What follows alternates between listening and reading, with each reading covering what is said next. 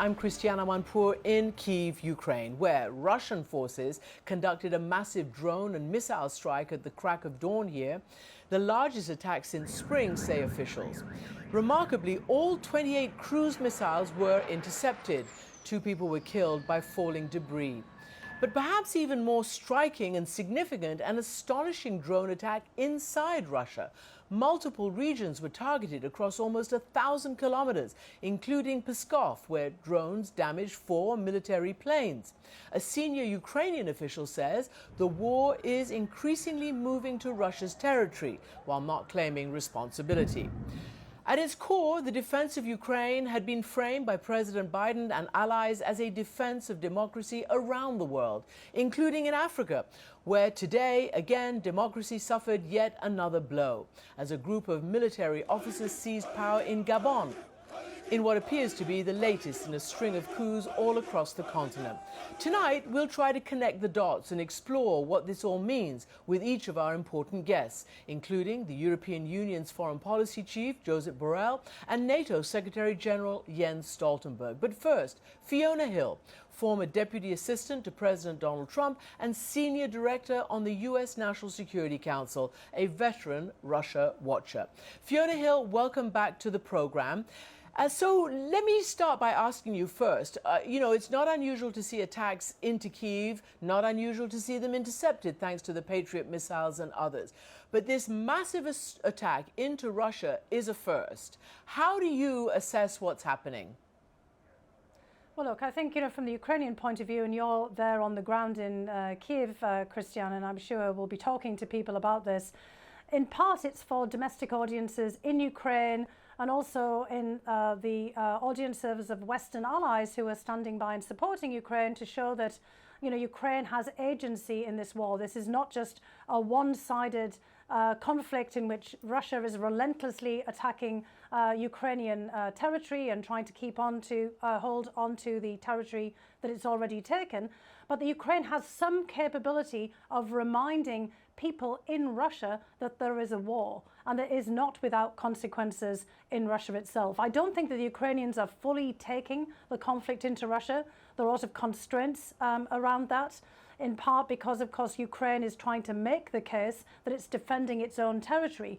This is not a dispute with Russia over territory or an effort by Ukraine to expand its gains.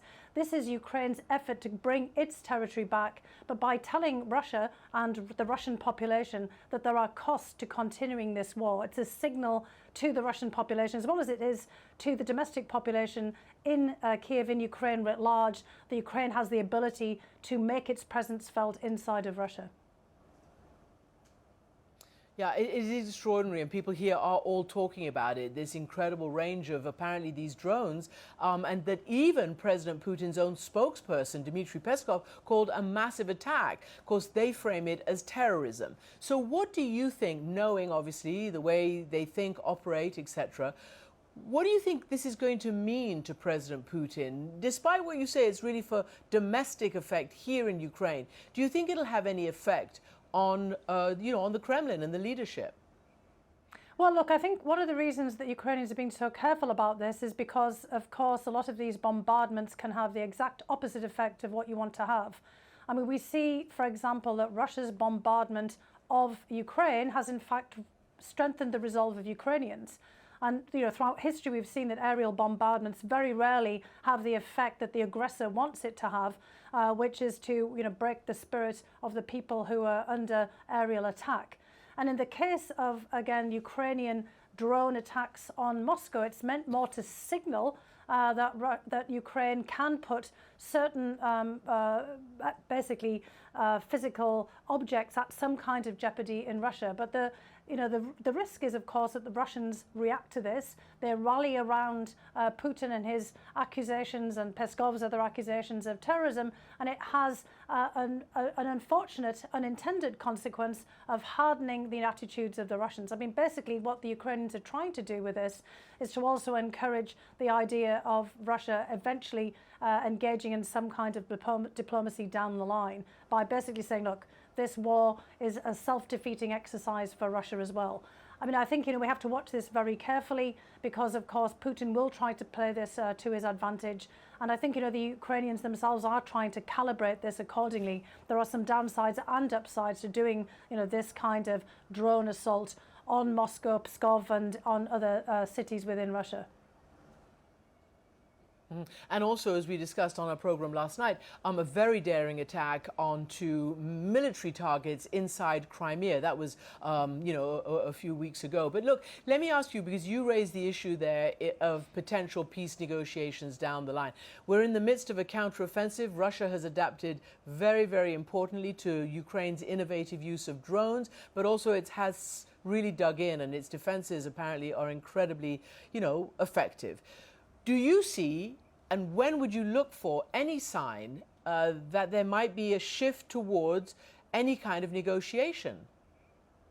Well, look, it has to be a diplomatic effort first, and you have coming onto the programme Josep Borrell and also Secretary General Stoltenberg. And, I think, parts of the whole process here is preparing a diplomatic framework for something eventual and putting Ukraine in the best possible diplomatic position. I don't think we can talk about an actual negotiation at this stage. You and I have talked about this before. Diplomacy is often conflated with that.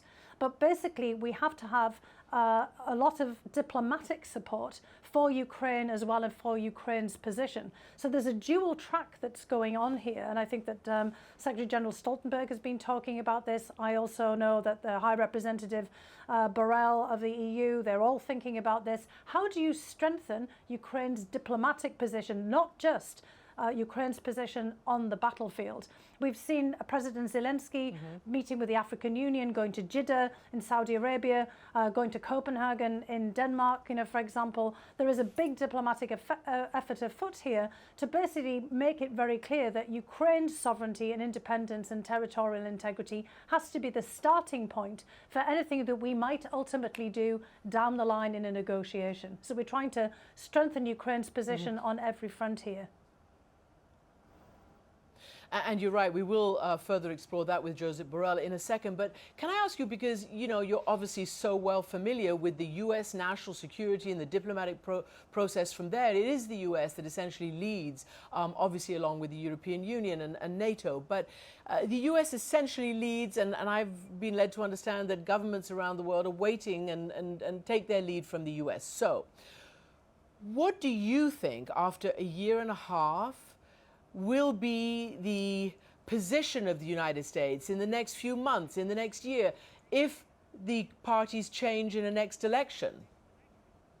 Well, look, it's not just will they change in the next election, but just the, which I think you're already hinting at and talking about here, which is the presidential campaign. We've already seen from the Republican Party debate that this has become an issue about support for Ukraine. It's become a partisan issue in some respects, but it's become, something that's been kind of kicked about in US domestic politics. It needs to be taken out of that context. And I would just basically say, as you move on to talk to Mr. Borrell and Mr. Stoltenberg, that other institutions and mechanisms and other players have to step up here and to also take on a lot of responsibility for pushing forward on the diplomatic front, as well as thinking about Ukraine's security. This cannot be left to be the domestic political issue of any particular country. US leadership is important. The current administration is showing leadership. There's plenty of other leadership within Congress and the Senate and other support for Ukraine and its position here in the United States. It's not just an issue of debate within the Republican primary system at the moment, but we have to step up on other fronts. It can't be just left to the vagaries of US politics, to be frank. So we do need to see more action by the European Union, by NATO, and by other players, Japan, South Korea, Australia, G7, for example. There are other interested parties here, and we need to have a full force diplomatic effort, including in the United Nations as well. The Secretary General of the United Nations has also played a key role here. There are other players in the mix.